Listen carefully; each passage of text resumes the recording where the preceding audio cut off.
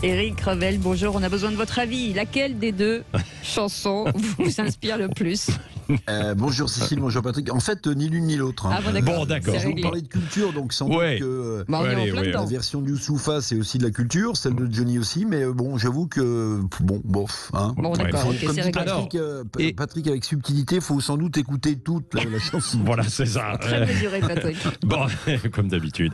Bon, c'est un secteur majeur aussi de notre économie, hein, les lieux culturels qui ont pu rouvrir pour certains hier. Hein.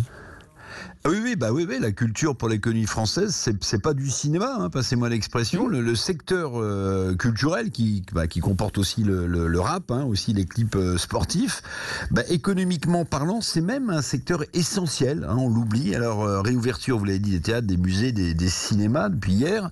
Il est temps de prendre conscience que cette culture, notre secteur culturel, directement, c'est 2% du PIB, c'est plus de 50 milliards d'euros par an, dont plus d'un quart d'ailleurs pour l'audiovisuel et le cinéma notamment. 700 000 personnes travaillent dans ce secteur culturel.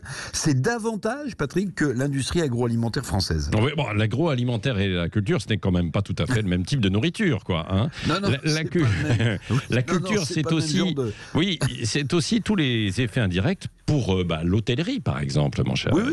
Alors, c'est pas le même genre de nourriture, vous avez raison.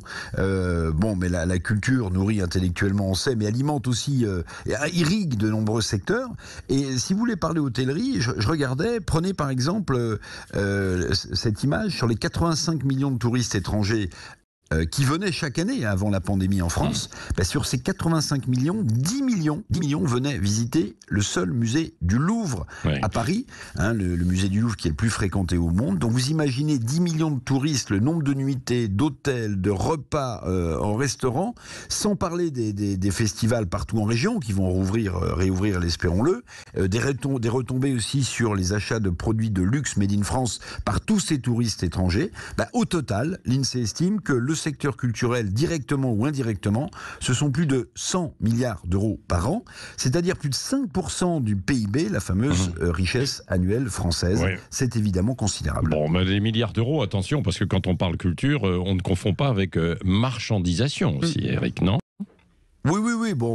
Alors certains, passez-moi l'expression, cultureux, se sont peut-être un peu pincés le nez ce matin en m'écoutant parler des milliards d'euros de la culture. Mais comment peut-on lier la culture, disent certains, au commerce? Vous avez raison, et parler de marchandisation. Comment peut-on oser parler de milliards d'euros, hein, alors que la culture ne serait pas un bien comme un autre, ou la notion de rentabilité serait même carrément un gros mot?